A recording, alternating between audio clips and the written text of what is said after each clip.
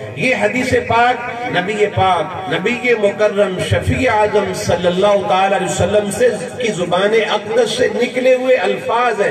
میں گناہگار تو اس کو فقط نقل کرنے والا ہوں، اگر اس نقل کرنے میں مجھ سے کہنے میں آپ سے سننے میں کوتاہی ہو اللہ معاف فرما دے۔ یاد رکھیں اس حدیث پاک میں اللہ کے پیغمبر علیہ السلام نے تمام انبیاء علیہ السلام کی تعلیمات کا خلاصہ بتلایا، اپنی 63 سالہ زندگی کا تمام تر خلاصہ اس حدیث پاک میں بتلا دیا کہ اے امت، دین نام ہے اخلاق کا، دین نام ہے معاشرت کا، دین نام ہے طرز معاملات کس نہج اور کس فکر پر ہونی چاہیے، ماں باپ کے ساتھ حسن سلوک سے پیش آنا، بڑوں کا احترام کرنا، پڑوسی کا احترام کرنا، باپ دنیا سے چلا جائے بڑے بھائی کو باپ کی جگہ پر رکھنا، ماں باپ دونوں چل جائیں ان کی جو یادگاریں چھوڑی ہوئی ہیں ان کے ساتھ محبت سے پیش آنا، اس کو کہتے ہیں طرز اخلاق۔ صحابی آئے، یا رسول اللہ صلی اللہ علیہ وسلم میری ماں کا جنازہ اٹھ گیا ہے، اب کیا کروں؟ آپ نے ارشاد فرمایا تیری خالہ زندہ ہے؟ جی ہاں میری خالہ زندہ ہے۔ فرمایا اپنی خالہ کی خدمت کر اس نسبت سے کہ تیری سگی ماں کی وہ نشانی ہے، ایک ماں باپ کی اولاد ہے، ایک صحن اور ایک چھابے کے اندر میری خالہ اور ماں کھایا کرتی تھی۔ فرمایا اس نسبت کے ساتھ ماں کا جنازہ اٹھنے کے بعد خالہ کی خدمت کر کہ یہ میری ماں کی نشانی ہے۔ فرمایا جب تو خالہ کی خدمت کرے گا اللہ تیرے اعمال نامے کے اندر سگی ماں کی خدمت کا ثواب ہے۔ ایک صحابی ہے، یا رسول اللہ صلی اللہ علیہ وآلہ وسلم میرے ابا جان کا جنازہ اٹھ گیا۔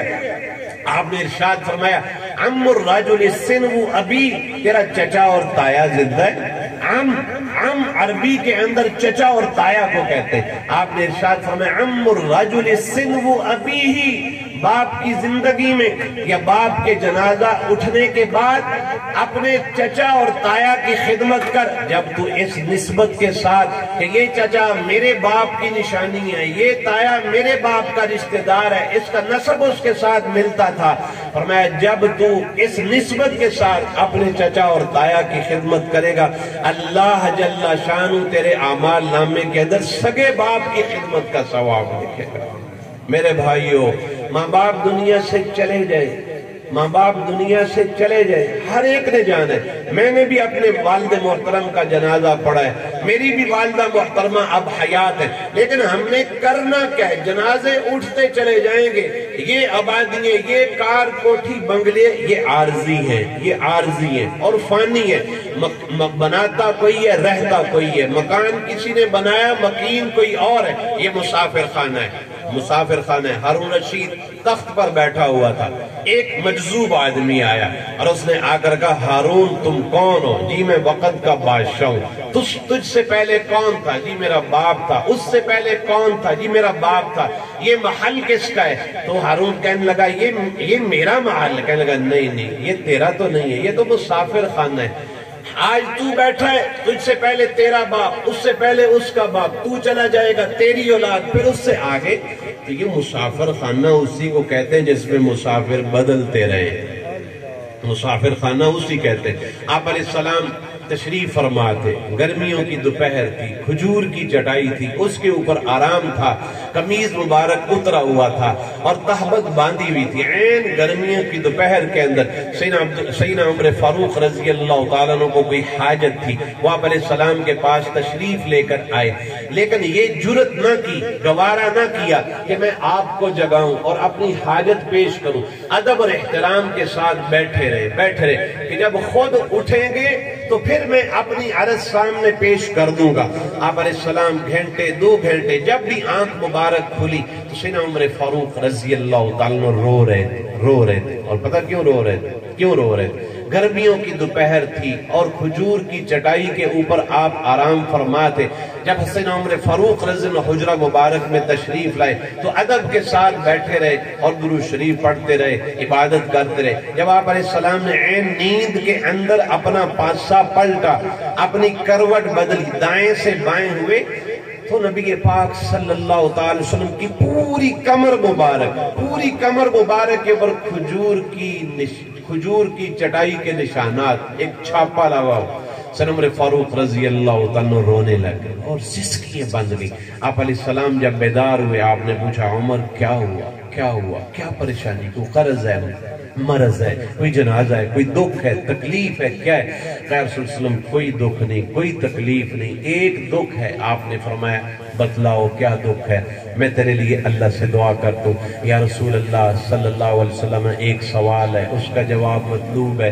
آپ نے ارشاد فرمایا اے عمر بتلا کیا سوال ہے، میں اس کا جواب دیتا ہوں۔ یا رسول اللہ صلی اللہ علیہ وسلم وہ قیصر و کسریٰ کافر بادشاہ، انبیاء کے قاتل، اللہ کے منکر، ان کا تخت دیکھیں، ان کے تاج دیکھیں، وہ عیش و عشرت کی زندگی گزارے، دنیا ان کے اشاروں کے اوپر ناچتی ہے، ہر طرح کا کھانا ان کے سامنے، ہر طرح کی زیب و زینت، ہر طرح کی طرز معاشرت، رہن سہن اور دنیا کی تمام تر نعمتوں کے وہ مالک ہیں، اور آپ کا بستر بھی کھجور کی چٹائی کا، اور آپ کا بستر بھی کھجور کی چٹائی کا۔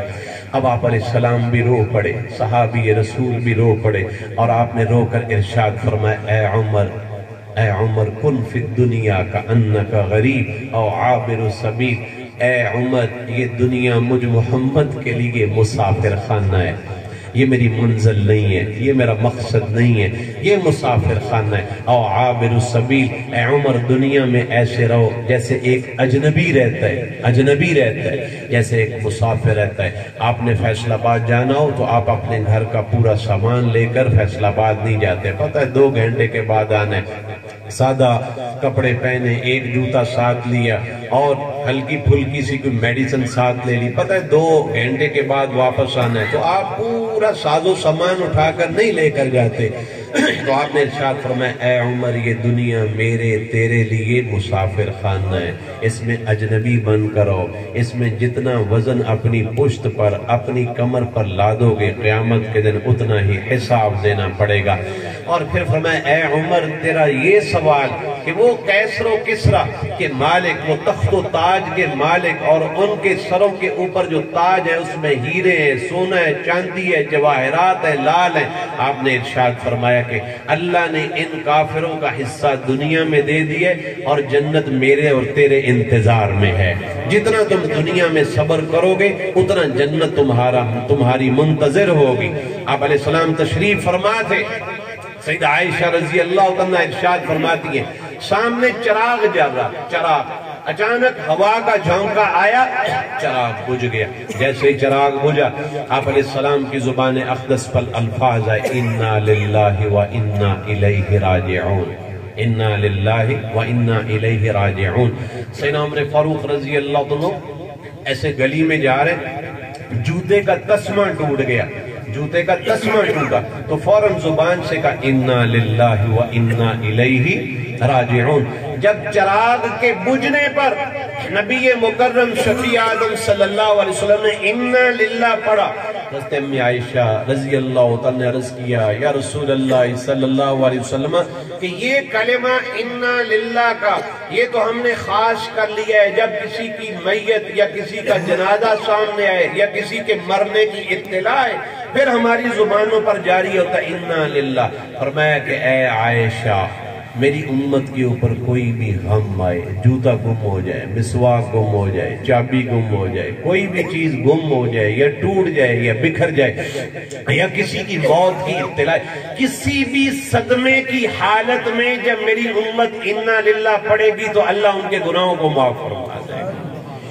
جب بھی دنیا میں کوئی غم آئے تو فوراً زبان سے کہ انا للہ و انا الیہ راجعون۔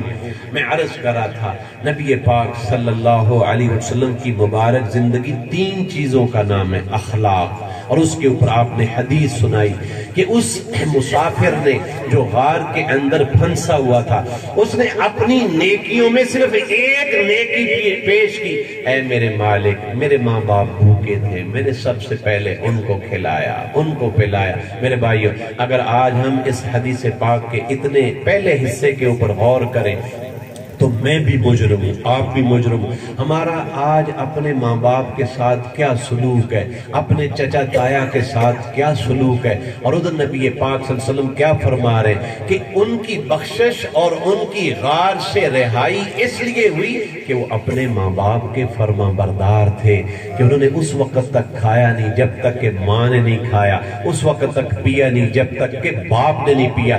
حدیث پاک میں آتا ہے باپ جنت، ماں جنت ہے اور باپ جنت کا دروازہ ہے۔ ماں جنت ہے بعد میں ملے گی، باپ جنت کا تالا اور دروازہ ہے۔ اگر دروازہ کھلے گا تو آپ جنت میں جا سکتے۔ وَاخْفِضْ لَهُمَا جَنَاحَ الذُّلِّ مِنَ الرَّحْمَةِ وَقُلْ رَبِّ ارْحَمْهُمَا كَمَا رَبَّيَانِي صَغِيرًا۔ میں عرض کرتا ہوں، میرے دائیں بائیں علماء تشریف فرمائیں۔ حضرت ماسٹر صاحب بہت سارے وافر مقدار میں دین کے حصے کو جانتے ہیں، اکثر ان سے گفتگو ہوتی رہتی ہے، یاد رکھیں وَاخْفِضْ لَهُمَا جَنَاحَ الذُّلِّ مِنَ الرَّحْمَةِ کہ ماں باپ کے سامنے جھک جھک کر رہو، بچھ بچھ کر رہو، بچھونا بن جاؤ، اف نہ کہو۔ اس کا کیا معنی ہے؟ آپ نے دیکھا نا شکاری جناح الذل، پر کو کہتے ہیں، پر شکاری شکار کرے فضا میں۔ بعض شکاریوں کا نشانہ بڑا تیز ہوتا ہے، چونکہ عربی زبان میں قرآن اترا ہے تو اللہ رب العزت نے مثالیں بھی اس طرح کے دی جس کو عرب جانتے تھے۔ عرب شکاری لوگ تھے، وہ اڑتے ہوئے بیٹھے ہوئے پرندے کو شکار کرنا وہ بزدلی سمجھتے تھے عرب والے۔ کوئی کہتا نا میرا نشانہ بڑا تیز ہے اور میں نے بیٹھے ہوئے پرندے کو، وہ کہتے بزدل آدمی ہے تیرا نشانہ۔ وہ پرندے کو اڑاتے تھے اور اڑا کر نشانہ مارتے تھے۔ تو اللہ نے ان کی زبان بلسان عربی مبین، کہ یہ قرآن واضح عربی زبان کے اندر اترا ہے۔ اب یہ جو مثال اللہ تعالیٰ نے وَاخْفِضْ لَهُمَا کہ ان کے سامنے بچھ جاؤ، ان کے سامنے اف نہ کہو، پر نہ مارو، پر نہ مارو۔ اس کا کیا معنی ہے؟ شکاری جب اڑتے ہوئے پرندے کو شکار کرتا ہے اور وہ شکار ہو جاتا ہے، اب وہ اوپر کو اڑ نہیں سکتا، اب وہ اوپر کو اڑ نہیں سکتا چونکہ پر اس کے زخمی ہو گئے، جسم اس کا، اب وہ پھڑکتا پھڑکتا پھڑکتا کیا کرتا ہے؟ شکاری کے پاؤں میں آ کر گر کر کہتا ہے میں تیرا، اب تو چھری چلا میں تب بھی تیرا، اب تو میرے پر کاٹ میں تب بھی تیرا، میں تیرا نوکر، میں تیرا خادم، میں تیرے سامنے۔ فرمایا جیسے شکار کیا ہوا پرندہ شکاری کے پاؤں میں گر کر کہتا ہے چھری چلا تب بھی تیرا، بوٹیاں کر تب بھی تیرا، قیمہ کر تب بھی تیرا۔ فرمایا ماں کے سامنے ایسے جھک جاؤ، باپ کے سامنے ایسے جھکو جیسے شکار کیا ہوا پرندہ اپنے شکاری کے پاؤں میں آ کر گر کر غلام بن جاتا ہے۔ اور فرمایا رب ارحمہما کما ربیانی صغیرا، تمہاری دعائیں اس وقت تک قبول نہیں ہوں گی جب تک کہ تم اپنے زندہ یا مردہ ماں باپ کے لیے دعا نہ کرو۔ رب ارحمہما کما ربیانی صغیرا، اے میرے رب ان ہستیوں پر رحم کر، زندہ ہوں تب بھی دعا کریں، ان پر رحم کر، کیوں؟ کما ربیانی صغیرا، اے میرے مالک میں چھوٹا تھا، ماں نے مجھے دائیں لٹایا، میں نے پیشاب کیا، گند ڈالا، اس نے مجھے بائیں لٹایا، میں نے بائیں گدا پیشاب پخانے سے بھر دیا، میری ماں نے مجھے سینے لٹایا، میں نے اس کے سینے کو گند سے بھرا، اس نے غصہ نہیں کیا، اس نے اف نہیں کی، ربا یعنی اس نے مجھ سے شفقت کا معاملہ کیا اور میری تربیت کی۔ سردیوں کی رات تھی، دائیں بھی گند بائیں بھی گند، سینہ بھی گندگی سے بھرا ہوا، لیکن میری ماں نے مجھے سردیوں کے موسم میں گرم لحاف گدے میں لٹایا اور خود ننگے فرش پر گزار کر ساری رات میرے لیے دعاؤں میں گزار دی۔ اس ماں کا حق نہیں ہے، اس بوڑھے باپ کا حق نہیں ہے جس نے مجھے اور آپ کو جوان کرنے کے لیے لوگوں کی بھینسوں کا گوبر اٹھایا، لوگوں کے گندے کپڑے دھوئے اور ان کی مزدوریاں کی، میرے لیے آپ کے لیے تانے برداشت کیے۔ آج وہ اتنے مجرم بن چکے ہیں کہ اولاد کی خاطر، بیوی کی خواہشات کو پورا کرنے کے لیے اپنے والدین کو گھروں میں مجرموں کی طرح پالتے ہو، مجرموں کی طرح۔ نہیں، ان کو سر کے تاج بناؤ، ان کو پاؤں کا جوتا نہ بناؤ، ان کے سامنے اف نہ کہو۔ اف کا پتہ کیا معنی ہوتا ہے؟ قرآن کہتا ہے لا تقل لہما اف والدین کے سامنے اف نہ کہو. سنیے